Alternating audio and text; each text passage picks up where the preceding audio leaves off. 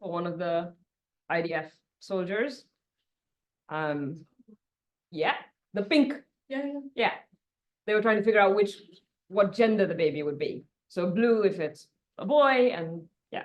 So in that great tradition. Okay, so I guess the first question for you, from me, is the fact that we've seen quite a lot of critique of intersectionality. We've seen how it's, a sort of hollow reading of intersectionality, I should say. Not all intersectional theorists do this, but there is this idea that intersectionality is something where we add identities and then stir, and that it kind of individualizes people's experiences rather than focus on the structures that underpin the global political order. And your book shows in amazing and granular detail that these can be understood as interlocking without flattening out those asymmetries. And use the Mobius strip metaphor, which I think Rahul Rao also uses, about how these categories kind of bleed into each other. And borrowing from Cedric Robinson, the idea that sort of race is deadly and slick. You say also that, gender is also deadly and slick. And I was wondering whether gender, race, and capital, if we think of those as three sort of categories, we can add others, the nation, I suppose, sort of contingent, but are they equally slick? So are they equally mutable? Race and gender certainly seem very mutable, but doesn't capital kind of stay relatively stable even in its own sort of particular manifestations? Yeah, I think that's a kind of beautiful framing. I suppose the thing that I think gives race what I'm thinking of as this slickness is not only the ways in which it's protean, so the way in which it's mercurial, it changes, which is absolutely true, but not, I think, the end of the story. I think what gives it that slickness is also the way in which there's something seductive about it. So perhaps all identity categories have some element of this seduction, in that they offer a horizon or a possibility of belonging. So of course, even that which oppresses us, that which marginalizes us, if it also comes with this kernel of, yes, you'll be recognized here, yes, this is the form through which state power recognizes you, this is the form through which a consumer society recognizes you, then of course there's going to be something seductive in that. And that my contention in the book is significantly that the thing that gives that to race, the thing that gives it that seductive quality, is the way in which it's understood to be connected to sexuality. So that's what gives it this kind of particular purchase on our imaginations, because it's actually relatively easy to historicize race. It's relatively easy to do some of the work necessary to say this is a modern category that comes into being through the differentiation of labor and land in the early years of capitalist development, and which is revived and recoded over and over again. Of course, most people don't want to believe this, but once one sits down to do the work, it can be shown, I think. I think you can make a convincing historical argument. But there's this question of why it appears to persist on the level of the psychosocial, I suppose. And I think one of the reasons for that is because we have come under the conditions of modernity to understand sexuality as the foundation of the subject. So we understand that the foundation of being, the thing that makes us who we are, both on the level of culture and on the level of the individual, is sexuality. It's why the story of the pursuit of romantic love and the nuclear family, or perhaps these days more like sexual adventure and an authentic gender expression, is why these are understood to be like deeply personal, to be the actual core of what one's life is. And so if those things become intimately tied to the idea of the racial group, so the family as the kind of connecting fabric between the individual and the group, the ways in which we understand race to have this kind of biological, of course, we all have a critique of this, but nonetheless, in the vernacular, we probably also use some of this language, the idea of someone being half X and half Y, almost impossible to fully separate oneself from. And so I think it's that connection that gives race that particular slipperiness, that particular kind of seductive capacity. And I just read Gargi Bhattacharya's new book, which you should all go and read if you haven't already. And she has this lovely, very powerful line in it where she says, processes or techniques of racial capitalism may hold a law or promise gratification or deliver subjecthood. This may be the case even for those who are racialized as subordinate. And she tells us, she kind of suggests through the book that we have to think about what she calls the various investments and partial compensations that may exist alongside machineries of dispossession. So I think that's useful to think about the ways in which there's not really any system of domination that can exist over a long period of time that doesn't offer some of those partial compensations. It's not plausible that we live under conditions of like only wholesale domination. There has to be something else going on. There has to be other circuits of desire and exchange and response, ways in which we become political subjects that are not only the boot, you know, it doesn't work like that. And I think that's why race has this sort of endurance about it. Yeah, yeah, absolutely. I think that's really key. And I guess one of the things you were talking about then has to do with the figure or the idea of the family, which has its own history in race, in capital, and obviously is based on gender in some ways. And I wonder whether that family can ever be salvaged, right? So is family in microcosm, even radical configurations of it, which we have seen, always in giving something in to the racial capitalism and the gender in a reactionary sort of way? Can there be radical, but like liberatory forms of family making that go beyond sort of kinship? So, you know, Black radical feminists and other people would talk about kinship as more than family, but can the family be salvaged? It's a really interesting question because we've seen in the last few years this kind of return to this like slogan from the women's liberation movement to abolish the family. Exactly. And it's, I think one of the, and I'm, you know, very much would situate my own thinking within that tradition. So this isn't a kind of critique from the outside, but one that I hope comes from the inside, which is that I think there's a reason that we're returning to this critique now. And I think it's because capitalism has been very busy abolishing the family. So I think that in some ways we return to this demand at precisely the moment in which it's maybe being done from under us. Because it doesn't seem clear to me that the family of the demand to abolish the family, so the family of that sort of Fordist economic structure exists anymore for anybody.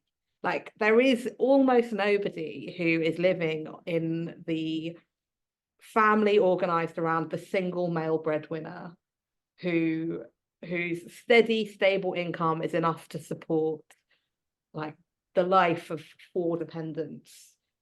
Because remember, that had to be a kind of massified structure in order for this whole story to make sense, I think. So my sense is that without that, the demand to abolish the family has to be resituated in the specific conjunctural context we find ourselves.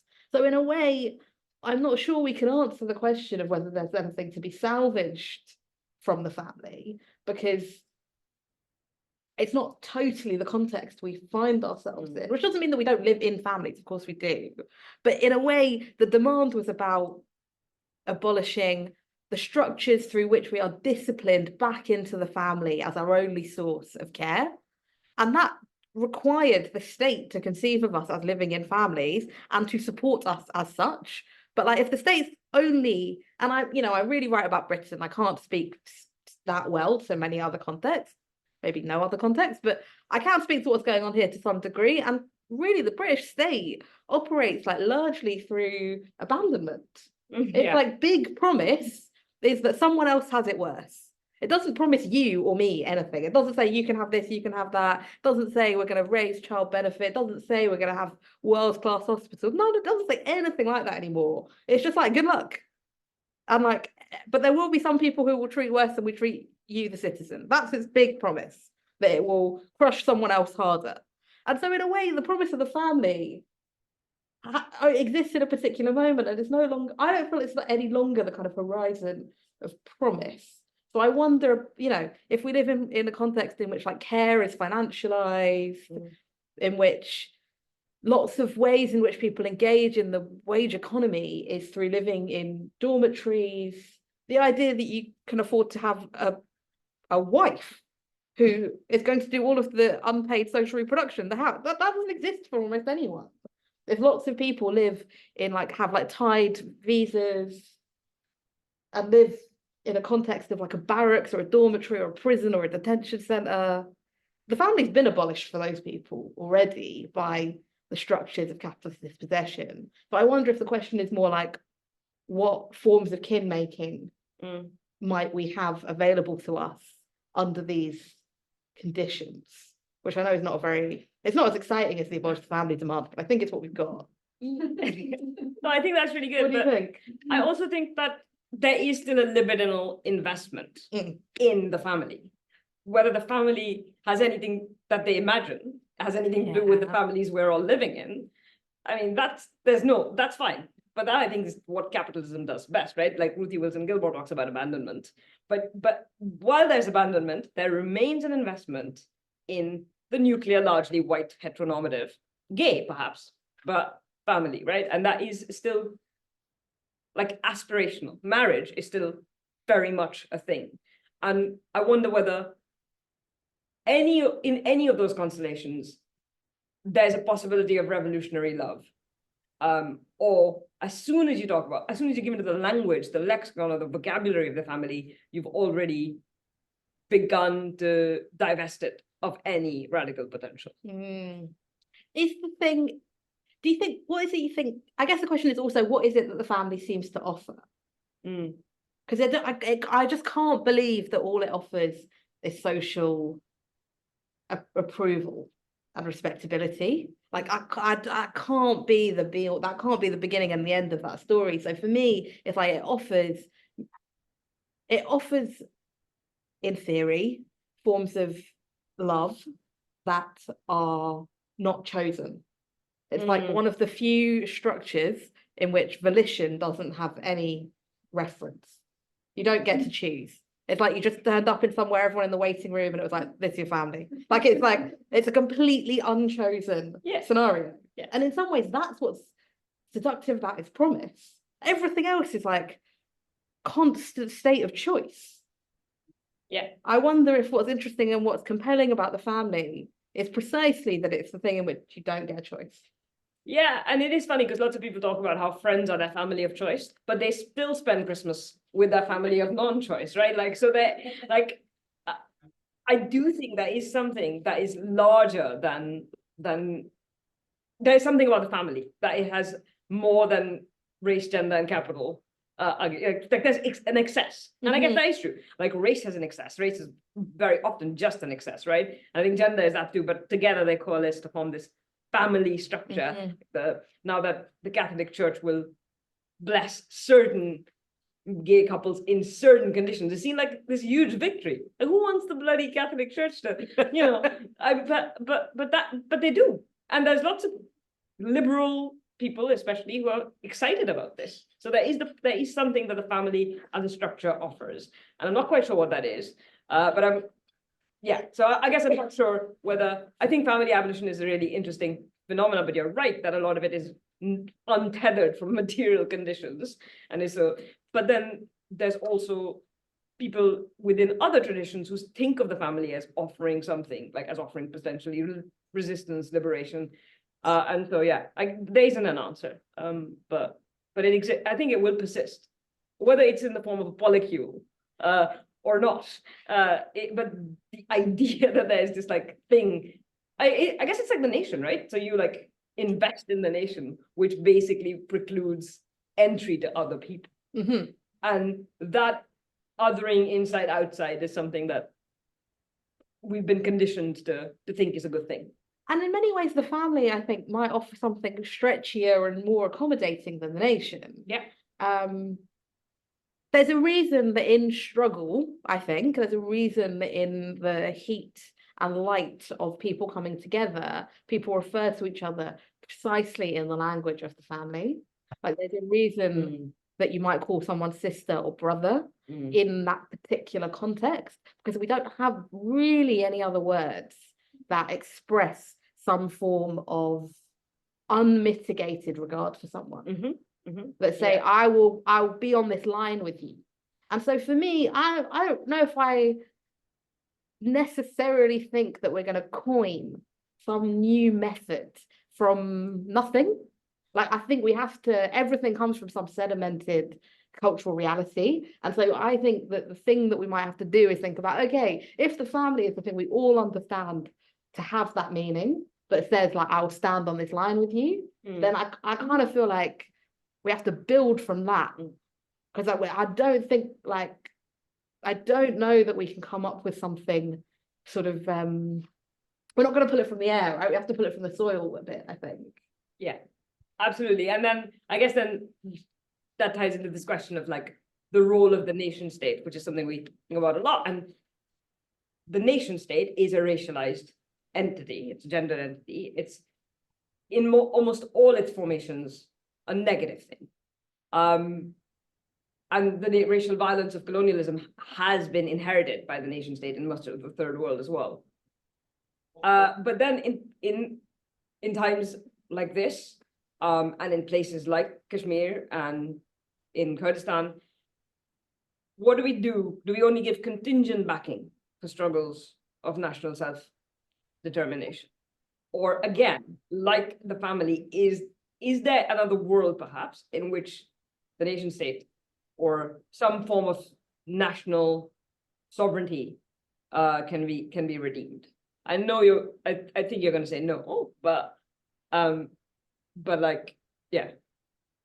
I suppose it's kind of the eternal question, right? It's the reason that we continue to read Fanon, that we continue to make our students read Fanon. Like sometimes I see them look at me and they're like, okay, like you seem really into this, like this guy from the 60s, like what's going on here? And I'm like, there's nobody else really, I think, who captures precisely this, the ways in which the nation is the only plausible, not the only plausible, it's the most available vehicle for the struggle for sovereignty in the face of occupation, dispossession, like forms of imposed governance by a kind of non-indigenous, like hierarchical form of power. Like the nation is the thing that's available. It's the thing that is the container of modernity's horizons of hope and ambition and possibility in a way. Like it's very hard to imagine what the entity is who could do some of the things that we require the state to do. Like it is genuinely very difficult. And I mean, your field is more, I think, asking that question. Like I'm a lit scholar, you know. Better answers from you though. We might be asking the question. But I feel like I should be like able to like duck out and be like, I'll leave it to the international relations and political economy. Don't leave anything. Unfortunately, that's kind of not viable because everyone is so stuck in this formal problem of the nation. And I think, you know, Fanon is still the kind of the guy for this because he sees it straight away. He says that you know, he turns away from the possibility of negritude as this kind of seemingly more expansive approach, because he says actually the nation is the only possible container for this ambition, for this aspiration, and yet it is also essentially guaranteed to kind of to corrupt from the inside. What's going on? Sorry, that was super weird. Yeah. Got lots of balloons and some balloons just appeared kind of on the screen. Like, it means they like what you're saying. oh, Like what you're saying. great. I had no idea this was an option. Okay, it's like a kind of in my introduction. Great. Super confusing. It's a good thing. I'm actually quite scared of balloons, which is why I had such a it felt like an imposition. It's like why?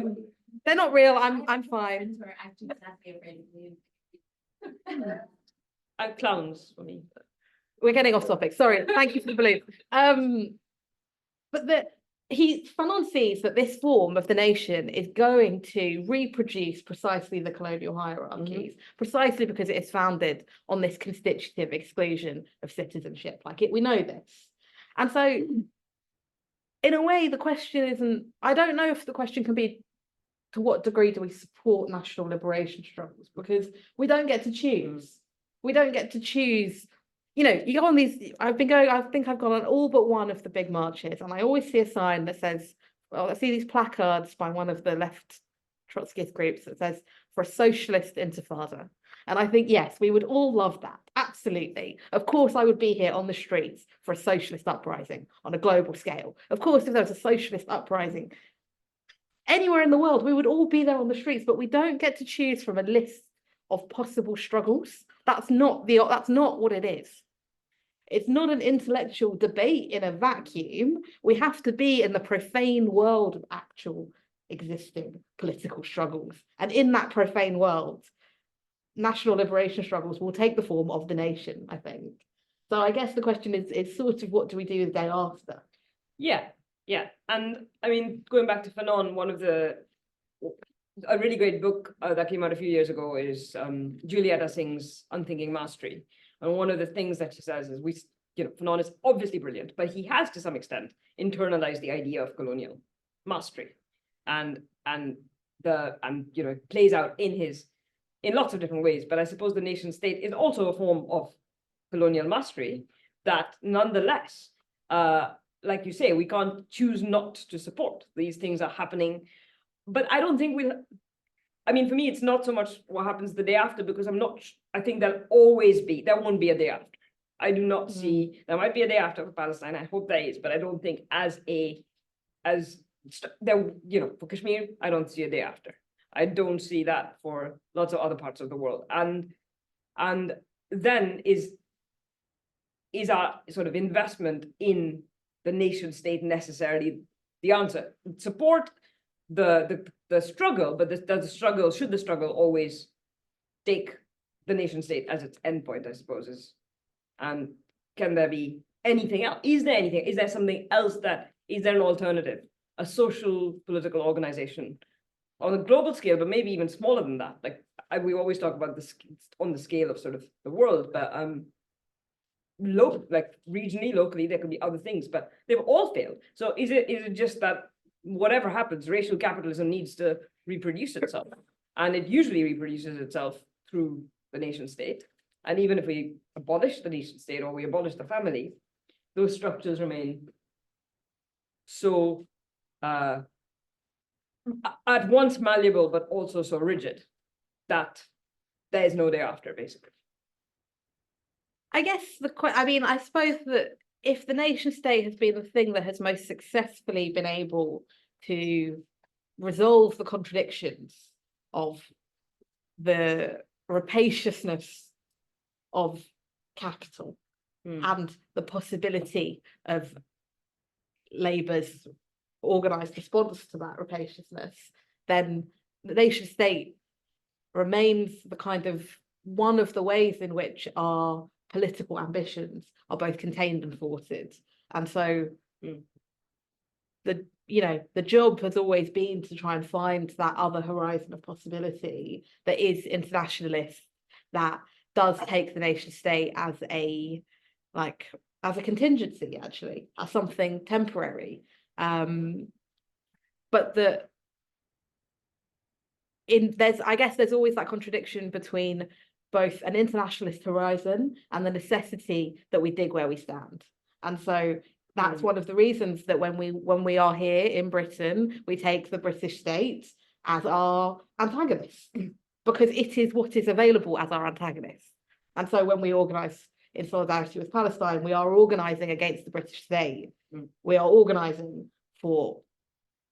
It makes sense that people are standing outside David Lammy's office calling for him to vote for a ceasefire, because that is the kind of mechanism through which we are made political subjects. And so while that is the case, our job is to struggle in these conditions, I think, without letting those conditions be the kind of sole determinant of our horizons of possibility. Yeah, I think you're absolutely right. And I guess that ties into another question, which is sort of in the same line, and it is the failure of liberalism. And how do we maintain that it is the failure, which is what I would say. No, I would say it's the success of liberalism that has given us this current moment. But people would often say it's actually the failure of liberalism that has brought us to this particular conjuncture. And you draw out, for instance, Blair era neoliberal policies and the way it has paved the way by assimilation and some inclusion of always for the violent exclusion of others. But strategically, in this moment, again, thinking about the struggles, the near horizon, does it make sense to align with left-leaning liberals, perhaps, who think that it is indeed the failure of liberalism that has brought us to this moment? And I'm thinking again of the UN and Amnesty and Human Rights Watch, who, spend all my undergrad years critiquing. But are they, in this moment, friends rather than foes? And are we then saying, yes, that perhaps in some guys, liberalism has more promise than it has, than not, basically? It's an interesting problem for those of us who came of intellectual and political age in the kind of very early years of the war on terror, I suppose. And particularly if you came of age and did your kind of late education under New Labour, there was something, even if you weren't aware of it, the kind of victory lap jingoism of the Francis Fukuyama and Huntington era. There was a way in which, of course, our antagonist was liberalism in the way that it was being kind of held up as the inevitable and kind of heroic possibility. But now we are in the uncomfortable situation of being like, oh no, I honed all of my political and intellectual capacities with liberalism as that antagonist. And now in the world organized around the reactionary right, climate collapse, unending imperial wars, my critique of liberalism starts to sound kind of stupid, kind of empty in a way, which has led some really quite brilliant people, I think, to write books in defense of liberalism, which I think has been quite a worrying thing to watch. Those of the people whose work we were all reading as undergraduates. I don't know who's listening to this, but you can kind of guess. People who you kind of have some respect for, who in recent weeks have definitely come out as liberals. You think, oh goodness, that was such a shame. Why is that happening? And part of the reason that's happening, I do think, is that there are very few actual liberals who could come out and actually write the liberal piece of The Guardian. So unfortunately, interesting, intelligent writers on the left have for some reason decided that they need to fill that vacuum themselves, which I think has been a shame. And I don't think we need to join them in that, right? We don't have to do that. But we do have to have a serious critique of what is actually in front of us, which is not the liberal world order.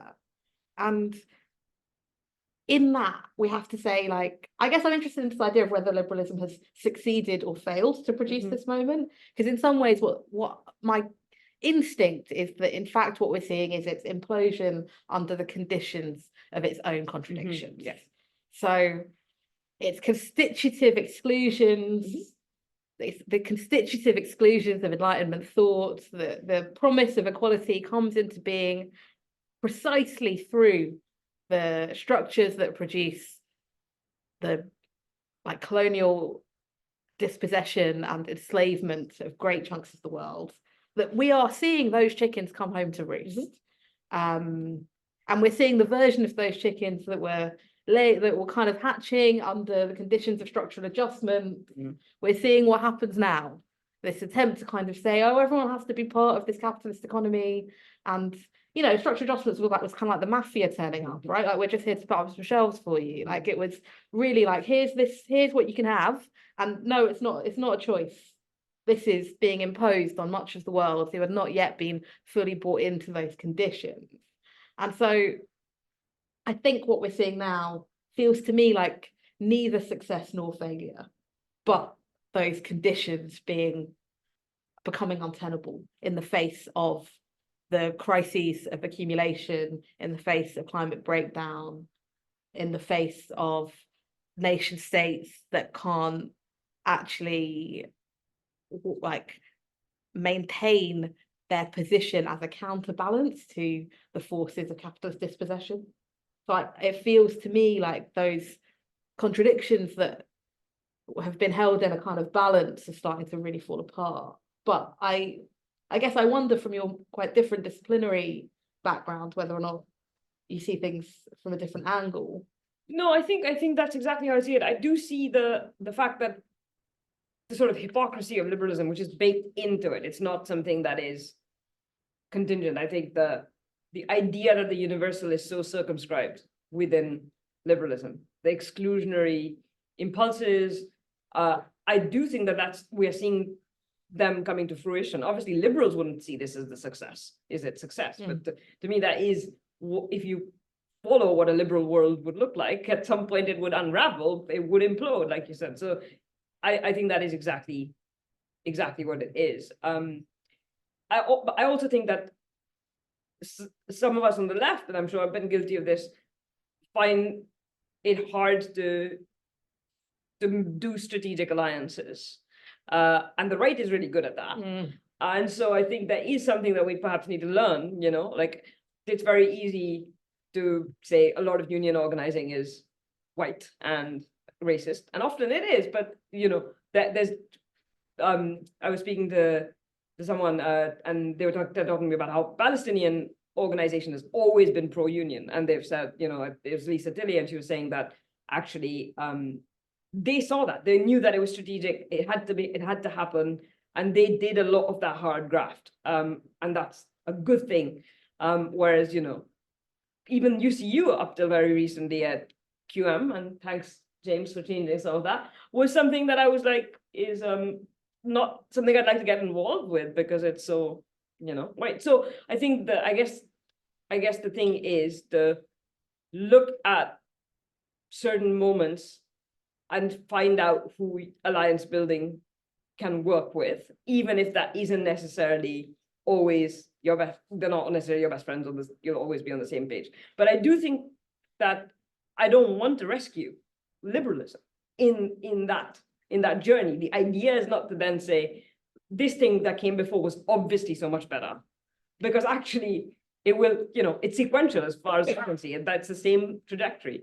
And so I guess, yeah, that's where I would. I mean, we can't afford to be nostalgists about this, clearly. Like, this is there's no option. There's no like, oh, I'll actually go back to liberal. It's not an option. It's not on the table, right? So I guess the question comes, I think the question of what an organization like Amnesty or the UN, I mean, what we're seeing is how toothless they are right now, like how little they can command in the face of global fascisms, right? So I suppose the question is, what are the universalisms and what would their attendant institutions be that would have teeth in this moment?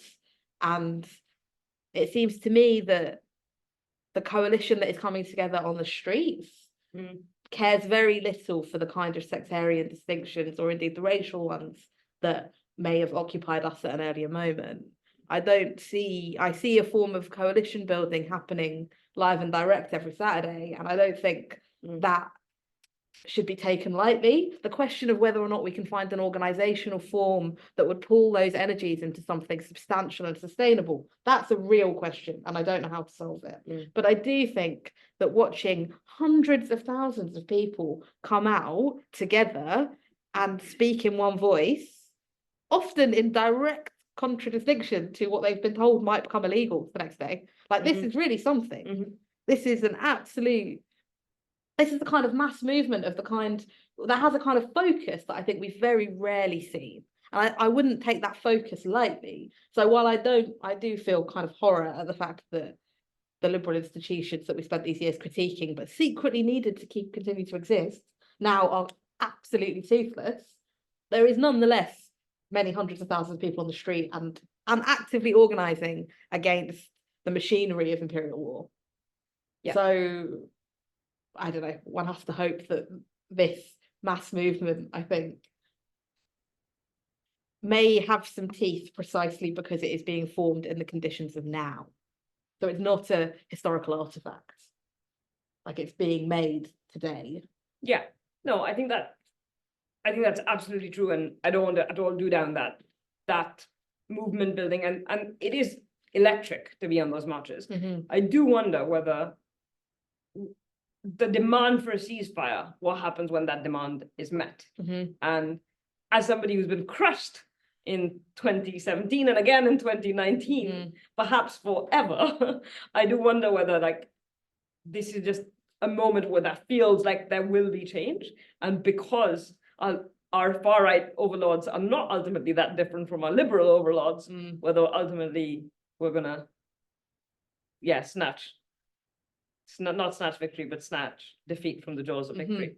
Absolutely. And in some ways, many things are pointing in that direction. But I think where this set of protests differs from, for example, what we saw in 2020, is that I think there is a greater political focus in this moment than what we saw then.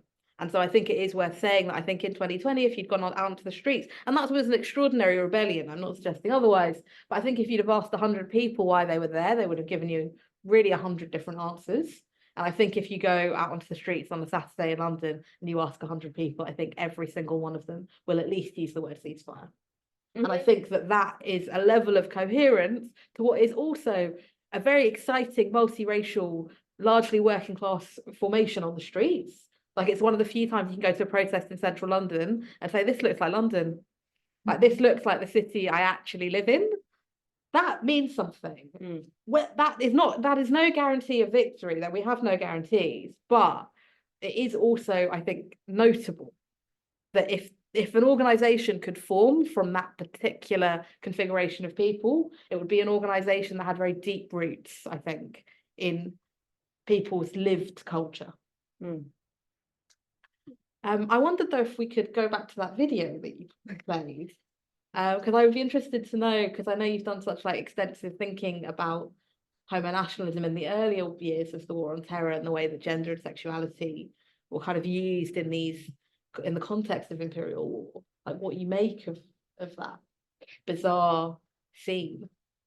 Yeah, so I think I've watched it about 6 times, hoping to have a different reaction. The first time I watched it was when it, was first, or shortly after it actually aired on Twitter. And I was just horrified.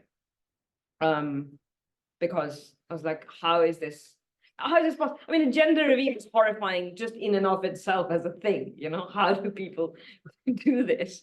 And again, it's so heteronormative, it almost seems like it's out in another world. Like, nobody I know would ever, I don't know who these people are, but for it to happen after Gaza has been completely razed in the kind of overt militaristic fashion where this tank is going around, and then it's the celebration and this pink vapor or smoke. I felt like it was like this is like racialized, sexualized capitalism coming to like die. Like, this is like end times. This is the apex or the apogee of that moment. And when I did work on homonationalism, some of that work on homonationalism was intervening in debates that we're not having anymore, because in some parts we've sort of gone beyond them, so there isn't this kind of homonationalism, but in other parts there's a retrenchment of gender normativity in a way that those sort of alliances of liberal gay people protesting wars or in very heteronormative ways, and especially against the sort of Muslim figure, that's not even a thing anymore in the same kind of way. Like, everybody is either for it or against it. Those I want to say slightly more complicated versions of gender normativity, even if they're pretty negative. My whole thing about homonormativity is that homonationalism, borrowing from Just Be Poor, is that it is horrific, and the work I did in Afghanistan was a specific instance of that, but the IDF video is like 10 levels up, and it's also very very gender normative in a way that seems absurd to me. I'm interested, I guess, in the question of whether or not. So I think in that kind of mid-2000s period of the war on terror, it felt like homonationalism did have a sort of hegemonic purchase. I'm interested in whether or not you think it still does, or at least a certain kind of the question of do Muslim women need saving felt like one that was said with a straight face. And I can't quite tell if that's still true. My sense is that that is a sort of residual rather than a dominant cultural formation. Yeah, I think you're absolutely right. That it is, and it was interesting. I was listening on the radio to Peter Tatchell talking about why the Football World Cup should not have been held in Qatar, and his thing was very homonationalist, which was, you know, they don't protect gay people the way we do back home, and therefore we don't, and therefore we should not have this. And of course, capital in the form of the Football World Cup or whatever. I don't know, it's World Cup, FIFA, whatever happened in Qatar, the football event in Qatar last year or this year. And everyone was like, and there were people who were saying, oh, well, aren't you being kind of racist? And we should absolutely have this event in Qatar. And like, even though obviously horrific migrant racism, death in Qatar was a thing then. So I also feel like people have become better at adapting their discourse and their language to be, I don't know if it's politically correct even, but it's like, you know, oh, I see you and I raise you one. Look at how woke I am, but only in this particular instance. But actually, I'm just racist in a more clever way. Like, I think that's the thing. That's what I find so confusing. So like the like Laura Bush, let's save Afghan women if I wear a burqa, and it's so suffocating. That's not happening anymore. So we've moved like, but I don't think that's, again, not necessarily better. It's just shifting constellations of power and liberalism. So do you think it's just it's a kind of more sophisticated? I mean, there is definitely more sophisticated. On a kind of rhetorical level, I'm not suggesting this is actually sophisticated. Yeah, some of it is. I mean, we have lots of like the sort of gammon discourse as well, which is even less sophisticated. The, you know, the white men saying, no, Muslim women should basically exist. And you have that great bit on jihadi rights and Shamima Begum in that as well, right? And again, that also ties into questions of citizenship and how citizenship is gradated, but then how somebody can also just be kicked out of that completely, which is a fascinating case. But I think some of it has got much more sophisticated, whilst a chunk of it, the Suella Braverman category, is just crazy. Like, but it's also has a lot of currency. So it's not that all the discourse has become clever and sophisticated, but I think some of it has, and has actually very cleverly attached itself to those older discussions without deeping them, but just like, you know, in a glib sort of way. And it works. Journalists are like, oh, yeah, you're right, actually, this is the racist thing that I'm doing here.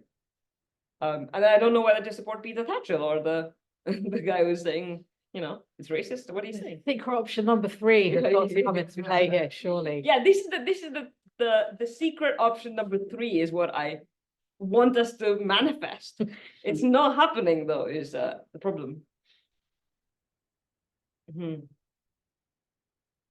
some ways, this question of where we are now, almost 20 years after the question, do Muslim women need saving, was the kind of dominant hegemonic question of the day, was something that I think when I was writing Deadly and Slick was really keeping me up at night, because it was quite easy to rehearse the story of Islamophobia and its kind of gendered incarnations that question gestures towards. But it seems to me we are in quite a different place. And thinking about the figures of Shamima Begum and Priti Patel as being kind of co-constituting really helped me to try and get somewhere with that, which I sort of borrowed from Jacqueline Rose's essay on Margaret Thatcher and Ruth Ellis. So Ruth Ellis was the last woman put to death for murder in Britain, and so she wrote about these two women and how they're kind of co-constituted the cultural imaginary. And I thought, like, that's the project. Can that be done with Begum and Patel? And I felt like there was something about that. I wonder if I could just read a couple of sentences from that. Maybe we'll just kind of get to what I think is going on there. She says, the Begum is the source of such disturbed fascination precisely because she articulates an uncomfortable truth that the violence of Islamic State cannot be severed from the violence of ordinary nation states. Assassination, organised sexual violence and banishment are part of the war on terror too. Further, she draws attention to the way in which, when women become national symbols, the disavowed labour of social reproduction becomes momentarily visible. She insists, perhaps inadvertently, on the central role of the ordinary housewife, the citizen who turns a blind eye as essential to state violence. For this, it seems, she must be punished again and again. Here we can see the drama of liberalism's demise played out by brown women. They provide not progressive cover, but a kind of perverse pleasure. Their association with violence serves to shift the discourse away from the shibboleth that Asian women need saving by the West to one in which it is possible to state that no one needs saving, that no one is worth saving, that migrants should drown and groomed teenage girls should be left stateless in refugee camps. This is a twist on biopolitics, not only who is made to live or allowed to die, but who violates, deports, kills, and who watches in rapt fascination, uncertain if this violence done in their name will be done to them next. So, sorry, that's terribly depressing, I know. But I wonder if actually what we've got after the question, do Muslim women need saving, is it incumbent upon us to give a fuck about the life or death of anyone else? That to me feels like the kind of new implicit question that underpins the kind of regulatory political regime we live in Britain. I don't know if that feels like it resonates or not. I think it really does. I think we should actually leave that open to the audience. I have nothing like to say, but that's brilliant. Thanks, Sita. Okay, so we have tons of time for questions. For those of you who have joined online, you can either raise your hand and then I'll call on you and you can unmute, or if you can't, you can also put your question in the chat and then I will read it out loud and put it to our speakers.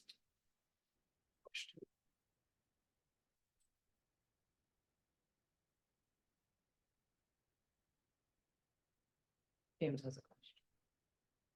A million thoughts and no. Or thoughts or comments, doesn't need to be a question. Yes, Anya. I have a thought and a question, so I work on queer people side, particularly for bisexual people, but I talk to the variety of identities. I think what you're saying about this shifting nature of biopolitics and homonationalism really resonates with what I'm seeing. But there is this, and maybe this is just like a delay in the data that we have, but like the success rates of claims is still increasing. So like the way people are being treated is getting worse and worse and worse. But at least as far as like we still have, like as up to date as we have numbers from the UK, queer people are still getting being granted asylum more often, and now much more often than the rest of claims, which didn't used to be the case. So it used to be like much worse success rates, and now something like 70% of queers, well, they only release data on sexual orientation, they don't release on gender identity, so who knows trans people, but for people who are claiming on their sexuality, the number of people getting granted asylum has been increasing over recent years. And so maybe, you know, as we've seen kind of this increasing rise in homophobia, transphobia, queerphobia, and like anti-migrant sentiment, that will stop. And like as we see the shifts in the asylum regime that are happening at the minute, that will stop. I don't know. But it seems like this interesting tension where I agree with a lot of your maybe not critiques of homonationalism, but where like homonationalism is no longer working as a framework, but I also, there's this way in which it does seem to continue. I just don't really know what to make of that, so I'm interested in what you make of that. And I guess my question is, and also I guess maybe it's just like a selfish, like thinking about how I do my work and how you hearing you two do your work. How do you keep centering sexuality? Because I think I end up doing a similar thing to has happened in this conversation, that you start off with the intention to talk about sexuality, and then we actually talk about like race and governance and all these other things more explicitly, and sexuality is kind of like haunting the conversation, but we don't center it all the time. And I don't know if you have any advice on how to do that, because I think when the feedback I keep getting is like, we're not actually talking about the things that you say, like explicitly, you're not talking about the questions you started off with, you talk about everything else that informs it. So I don't know if you have any thoughts on how to kind of keep that in the frame. Great. Can I ask a quick question about the stats and the Yeah. asylum claims? Are the rates of successful asylum claims in general going up, or no? I don't know. I would assume no, but I haven't compared. Because I guess that would be the other question, is Yeah. whether or not those lines go up at the same kind of Yeah. rate. Because it does seem like the massive crisis in the processing of asylum Yeah. claims, now that legal aid is basically non-existent, and like the cruelty of making people wait is largely the point of all of this. Yeah. I'd be interested to know the Yeah. answer to that. But one of the things the Home Office have often when there's like a leaked document of some kind, which I'm sure you've seen plenty of these sorts of documents, they often end up saying, like, often what the Home Office are trying to do is work out how to sever people from community and connections, because when people are embedded in communities, then they're really hard to deport. And so I wonder if one of the things that ends up happening is that people who end up moving to Britain because they're fleeing persecution on the basis of their sexual identity actually are more able to embed themselves in certain communities who can be called upon to do certain kinds of political organizing. That's quite a stretch. I can't substantiate that, but it seems it's a question, I suppose. But then, yeah, I think that's definitely probably in there. But then Suella Braverman, going back to her say recently that actually discrimination doesn't amount to persecution, and we will no longer be just taking, you know, refugees or asylum seekers who are persecuted, who are discriminated against, because tough luck if you're born somewhere. Then again, that was the like liberal answer, which is like, no, Britain is amazing for homosexuals and for other like non-conforming gender identities. So we should. This is like great soft power. There's like all sorts of, and this was happening within the Tory party, right? This debate. So I guess that's, yeah, that I find that fascinating, and perhaps a shift from, or like shift and then shift back again. But yeah, in terms of sexuality, I don't center it that much. It's not my, you know, but I also think that those things are always linked. So if you're working on race and capital and nationalisms, there's definitely something in there, but perhaps Sita, you're better answer to how to center it more. I've noticed the way that there's a kind of drift around it for sure.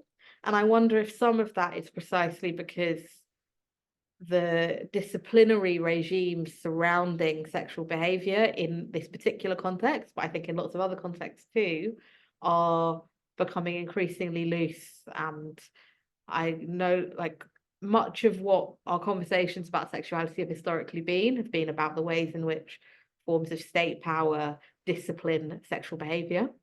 And at this moment in Britain, state power really doesn't care that much about what you get up to. And so there's, I think, one of the central modes of intellectual engagement is to engage with what is the state doing, and the state doesn't care if you live in your polycule.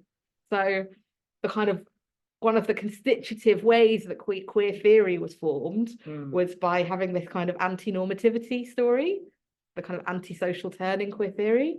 And that doesn't make that much sense in a context in which the social, as we'd understand it to be constituted, is being kind of slashed up in various different ways into a variety of different markets or a variety of different interlocking labour regimes. So I wonder if there's actually a sort of historical reason for that drift.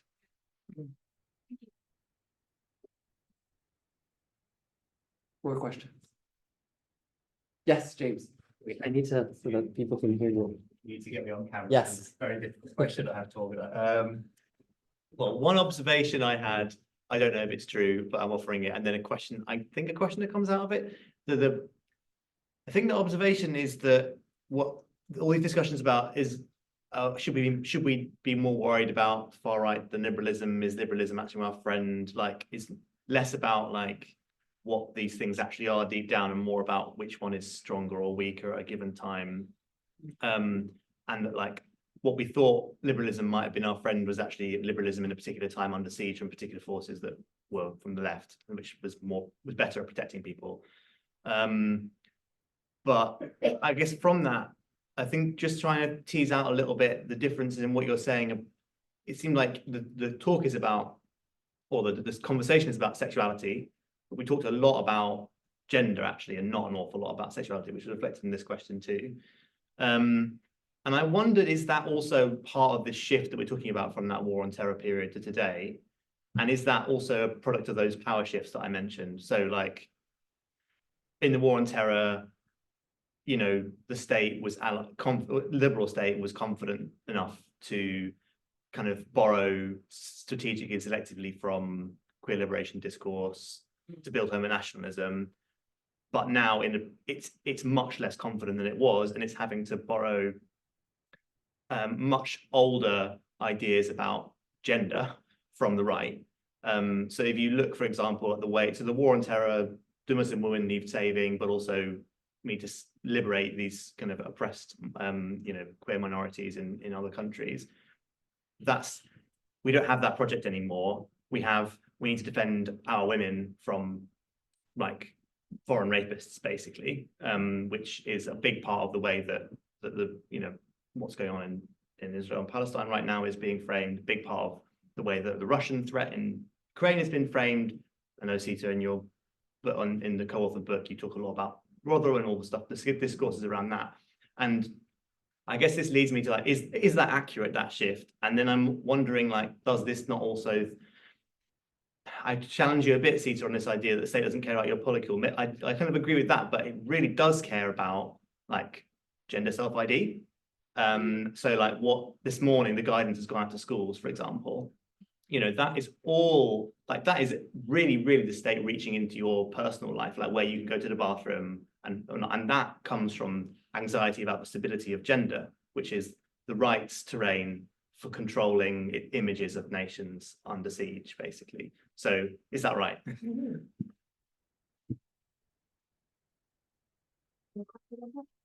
I mean, I think it's right, but I have two over it. Maybe you want to talk about the state and gender ID politics. I guess I hear what you're saying on that, and I think there's a truth to it, but I'm not as convinced it's constitutive of it's not a kind of positive, confident vision. It's almost all the policy that's come out of the Tory party is things they can't do. Like almost everything Suella Braverman said in her time as Home Secretary are things she actually cannot achieve. Like, you can't criminalize ordinary vernacular language. You can talk about it on the TV if you want to, but you can't actually make it happen. You can't actually criminalize 500,000 people saying from the river to the sea, Palestine will be free. You can't do it. It's not possible. So you can go on the TV and run your mouth, but that's pretty much the limit. And I think, you know, we kept seeing that. We're going to stop the small boats. Like, you can't. It's not how it works.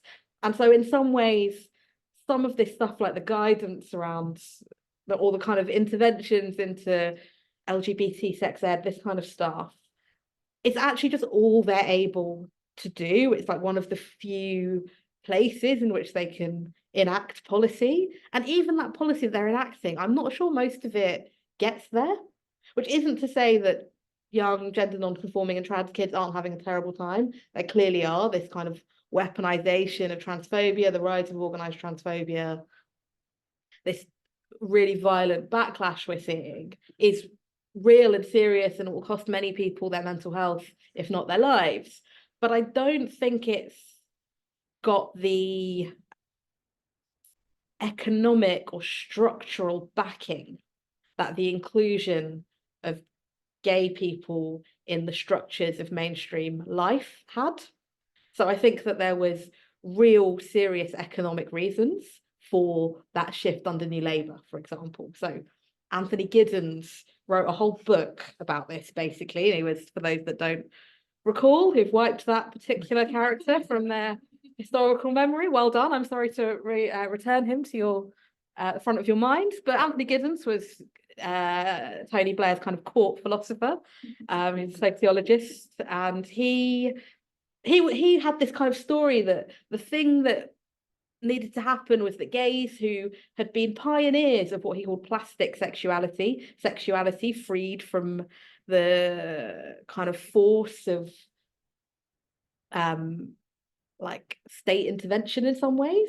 But this was in fact a kind of thing that made gay people particularly market ready, particularly flexible economic actors. And so their exclusion through kind of atavistic, outdated homophobia, that was just a barrier to full market inclusion. So that's some of that confidence that I think you're referring to, right? That the interventions that New Labour were going to make were about making people flexible, market-ready economic agents. And and so there was actually the sort of force of the shifting social relations that were already there. And they were going to govern in such a way that was going to make that project seem like one that they had instituted. In fact, the market was doing plenty of that already. And so in some ways, I think that this project around organized reactionary transphobia doesn't have that force behind it. It's very violent and it's very scary, but it is a political project that I don't think has some of the rest of the social formation pointing in the same direction. I suppose one of the things that I'm trying to say is that none of this is going to stop young people being trans. None of it's going to stop them coming out. It might cause them a great deal of pain and suffering once they've done that. And that is something we absolutely have to fight with, you know, tooth and nail at this moment. But I don't, the force of the social relations that produces us as gendered subjects, all of those mechanisms, so many of them are deteriorating. So if the family in its family structure is deteriorating, I don't think we can be as easily made into men and women in a ways that people aren't going to be like, I actually think I'm in the other category. I just don't think it's working like that anymore. And so without that backing, without the force of the actual social relations saying the same thing as state power, I don't think it's as easy. So I think that they're going to do these things, but I don't think it's that they're working along the grain of the other kinds of power that shape our lives. It's a bit of a stretch. I haven't quite worked it out, but that's my instinct. Yeah, but I also wonder whether the figure of the trans man and the trans woman is also so deeply like racialized as well. So in the sense that the trans woman who's like entering all the bathrooms and raping all the women basically is just another kind of scaremongering type of thing that they did with like Asian gangs. And so it's a mythic figure, but it attaches so much, it has so much energy attached to it, because we do need ever more scapegoats. And some of the stuff that they're doing, for instance, by blocking the Scottish gender reform bill, I think will have consequences. So there is some, you know, yeah, you're right that it doesn't have the interpolation of the sort of gay subject into the market economy with its Blairite sort of confidence. We're not there with the figure of the trans person. But I think on the flip side, there is this kind of vehement violence at the level of discourse, but also at the level of actual materiality that I think has to do with, in some ways, again, I haven't thought it through, the way in which race and gender are mutually constitutive. Like I find a lot of racialization or like racial overtones or undertones used when the right especially describe trans people. But yeah. Can I ask a question actually, and then come to you? So I have a question about the figure of the child and why it coalesces so much at the moment. So your video, Nivi, or not your video, the video that that you showed is gender reveal. So it's about procreation, it's about a baby. And a lot of the Israeli propaganda videos and like TV ads have been about bringing the children home. Our children are missing. That's sort of been the message about the hostages. But then in wider contexts, you know, the grooming panics are back. Drag queens are grooming children. The homophobic sort of pedophilia smear is on the rise again. There's all this sex education is a big thing. Books are getting banned. Parental control in schools in America is being extended. Then of course at the same time, like in Gaza, several thousand children were killed, and trans people and especially trans kids are under attack, and abortions are illegal, like actual children. In fact, in the States, even some protections against child labor are being rolled back at the moment. So I guess, what is it about this moment of imperial crisis, or about the contradictions of the liberal international order exploding, that sort of makes it, why are we displacing that onto the child? What does the child stand in for? Why is it such a sort of useful figure at this moment?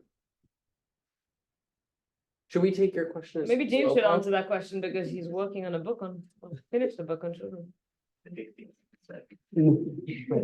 Paul, you had a question too. Yeah, but my question is actually different to the topic that you're currently discussing. So Okay, I wonder well, if we you can- wanted to continue with feel? this. No. Oh, yes. Oh, but close enough. It's for the microphone. I just wanted to say that I haven't fantastic talk. I haven't really thought this through either, but when you showed that video, first of all, that's super popular in the States, this gender reveal Yeah. phenomenon, as you know, and it's something that has cultural hegemony all over the world, and we know that kind of nexus between Israel and the States. But also, I mean, Israel has consistently pursued a natalist state, right? And that's what's recurring in my mind. And there has been a distinct resistance against Palestinian reproduction, or there's been specific population control techniques used, weaponized in this whole kind of like since 1948, and Israel's specific focus is on the mother, on reproduction, on natalist policies. You know, IVF is free, etc., etc. So that I couldn't help but think of that when you showed that video, and I wondered how that figured in what you're saying and what you're saying. And I wondered also, going off the back of what Sita said just now in response to this fellow's question, a lot of what you're describing is very specific to the States right now. When you were talking, I kept thinking, oh, thank God we're not in the States, because it's so specific and it's so draconian. But that's not quite, I do agree with you, it's not quite the situation in the UK. Not to say that it's a rosy alternative here, but they are distinct, distinct movements or policies, I would say. So I'm just adding some stuff. I have one quick thought about the child thing, but I wonder whether the child is now the figure of white innocence more than anything else, simply because there's an idea that there is a shift, that the white shifters, or whatever, that there is a genuine replacement anxiety coming from all sorts of white quarters, and whether the child then becomes the thing that's like, we must protect our children because that's how we protect the white race.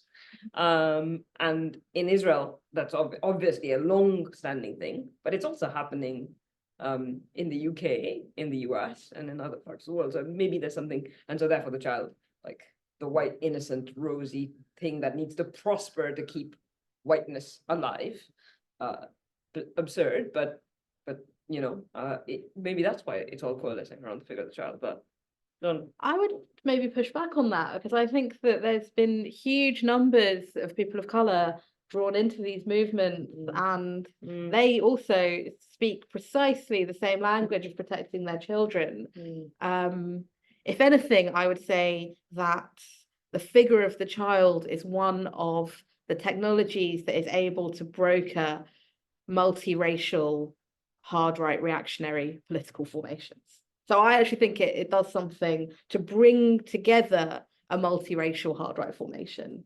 I think the pivot from race to gender in the making of like right-wing coalitions has been one of its most successful endeavors in the last 5 years, precisely because I think huge numbers of Black and brown, like immigrant communities largely in like white national polities, the UK, Canada, the US, but all across Europe, are being very much brought into this. So in 2019, the protests at schools in Birmingham against the inclusion of LGBT characters in books for their children, that was all very marginalized immigrant communities who found themselves on TV with Katie Hopkins. There was something very complicated going on there that was absolutely not helped by all of the world cameras turning up in one of the most like deprived communities in Birmingham. Like many things would have gone much better for everyone involved had the entire world media just left them alone. And then these small protests would have died down in like 20 minutes. But nonetheless, what happened. But I think that, there's been huge marches in Canada. Canada, the bastion of liberal gender politics, like thousands of people on the streets marching about saving their children. The Million Children March, they're calling it. And plenty of Black and brown people are on those marches. But I kind of think in some ways the figure of the child is so powerful precisely because it allows for right-wing formations to sidestep some of what's sticky and inconvenient about their own racial histories. The other thing is that there's a great line in Paul Renfro's book about the figure of the child in the US context, in which he describes the child as economically worthless and emotionally priceless, and that's the kind of thing that gives the child this incredible cultural weight. So I just thought I'd share that little nugget from Paul Renfro, which I think is very good. But maybe they're trying to make the children economically. Which is why getting rid of the labor. But I think I see what you're saying, Sita, but I wonder whether, like when I was talking about whiteness, I'm thinking of white supremacy as a structure in which Black and brown people can also be interpolated. So like I think of, and that's the kind of thing that I was thinking about when I was thinking about trans people as racialized. It's because race is so mutable and so is gender. I wonder whether there is still something about white innocence being preserved in the figure of the child, even if it's not 100% white. It is the defense of liberal or certain types of values that are under attack from these others, usually Muslim populations. But I guess my question then becomes whether or not I think the continued reliance on thinking of these formations as white supremacists might make it difficult to capture what is specific and new about them. I'm not like, this is going to have great purchase in India, I'm sure. It's going to have great purchase all over the global south. We've seen all over the global south the rise of a kind of moral panic around trans people. I find the idea that the internal dynamics of all of those nationalist formations are white supremacy. I don't think I can see how we do the analysis if that's true. I think that's definitely true, and it doesn't translate into other contexts, but I was thinking specifically about Israel, the US, the UK, and I think it, whether we want to call it white supremacy or whiteness, it is a multiracial like alliance now. I guess I can't see what the purpose is of calling it whiteness. I suppose, I mean, I guess we'll have to have another word for that kind of supremacy, but it's still, I think they are still, whiteness understood as superior is still doing some work in that. And then there's like gradations there. But yeah, I don't know. I guess my worry is that we take a set of categories that made a great deal more sense in the 20th century as the ones that still structure our reality. And I think what we're seeing is a world in which that doesn't feel, to me, like entirely like it can explain some of what we're seeing. But I'd be happy to be proven wrong on that. I'm just not sure that I think that if you look at the ways in which these stories have a kind of purchase over the world, that the entire reactionary right everywhere is indebted to kind of, or is there to uphold the project of whiteness. I mean, I think, it doesn't explain it all, but I feel like there is still something there. Like it does have some analytic and perhaps more than analytic purchase. But yeah, we can continue talking about that. There was a question there, wasn't that? Oh, yes. Yeah, thanks a lot for the conversation. It's great. So my question, and I'm not sure how far gender, sexuality, race will feature in your response, but something Sita said, it kind of struck me, and the question was around limits. So I've gone from saving brown women to not giving a fuck about people and letting them die in the sea and all that kind of stuff. So my question really was, is there a limit to what the state can do in terms of not just the violence and its kind of discursively, but it's material violence, as we can see in the carceral system, whatever. But where does it end? Or, is there any sense where we can see a limit to what they can get away with? Because it's got worse. I mean, I just wonder, might gender, race, or sexuality feature in some kind of way of thinking about those limits or not? I don't know.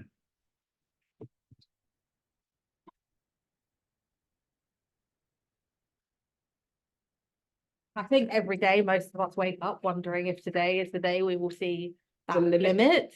Because I think that we've, I one of the problems with being on the left is that you think that you are incredibly cynical. You think that you know truly that capital is a violent and rapacious thing. I think you know that state power is there to serve its insatiable appetites.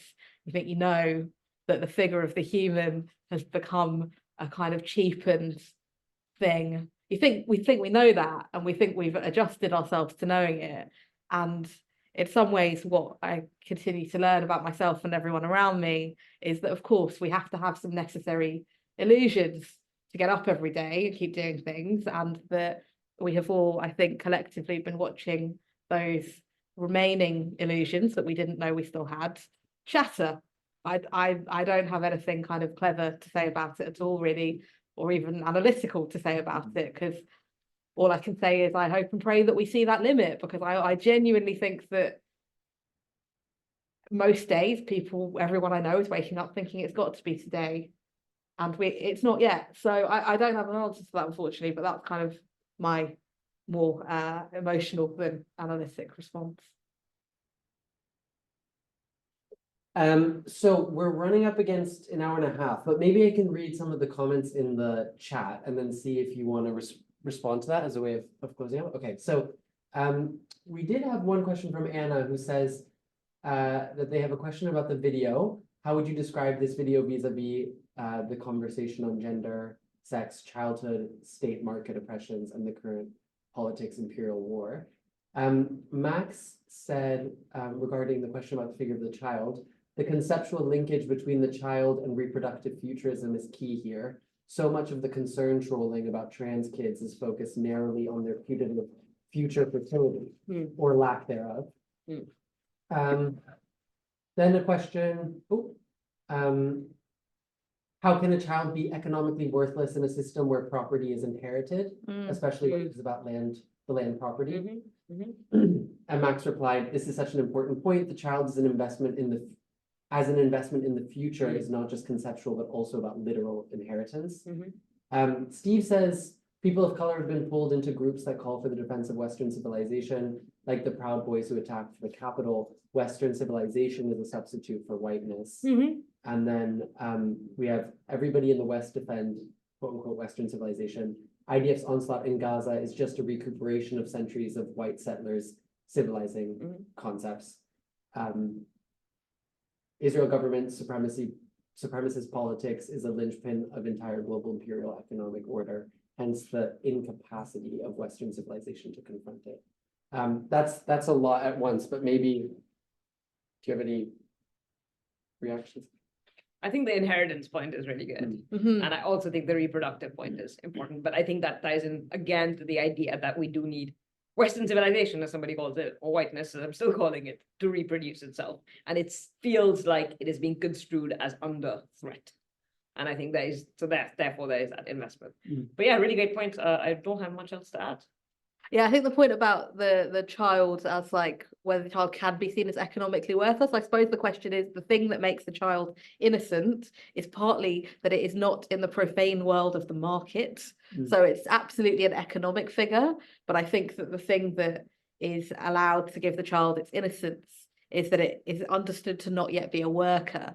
And so Carolyn Steedman, excellent feminist historian, wrote a beautiful book called Landscape for a Good Woman, in which she talks about the way that the psychoanalysis, for example, as a discourse, is organized around the kind of bourgeois family. And so actually its tools, for example, don't work for children who have to work, because the child who has to work can't exist within the structures of family life in which children, the bourgeois family life in which children are economically excluded from the making of resources. So I think there's something about the child has an economic purpose and economic function, but not as a labourer. Mm. And so that makes some difference to how it can be conceived. Although perhaps sometimes as an unwaged worker, like the housewife, because children do. But I don't think those are the children who people are trying to save at this Right. moment, right? Like the children who, the child of the Yeah. fantasy Mm. is one that is not a worker, that is pure innocence. Mm. Um, But I think that's also reminded me of the fact that the figure of the child is so heavily policed, just like the figure of the human is. So like when there was the prisoner hostage exchange, the BBC kept calling the prisoners, the children in prison, Palestinian children in prison, young people or prisoners, whereas like 17-year-old boys who might, you know, be gearing up to go into the IDF were definitely the hostage children that had to be brought home. And I think again, who gets to be childlike innocent is always already being kind of policed and surveilled. Mhm. And I guess that is the thing though, the innocent child, that's not even available to those children. They're never innocent child. They're just would be or would become terrorists. we'll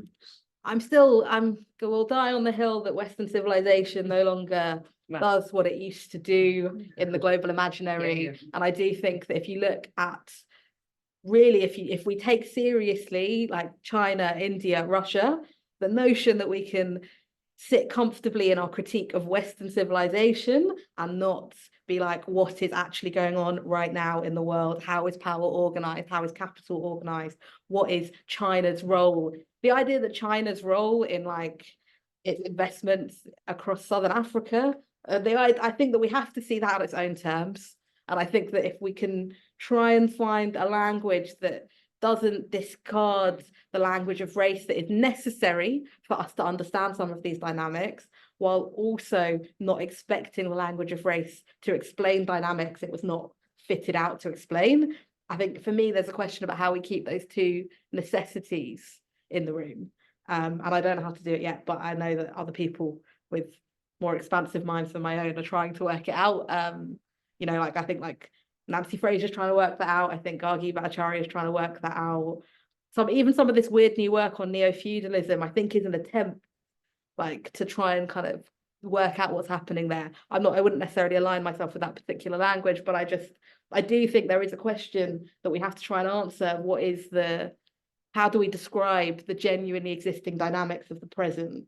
And to what degree can the tools that we've got so far do that work for us?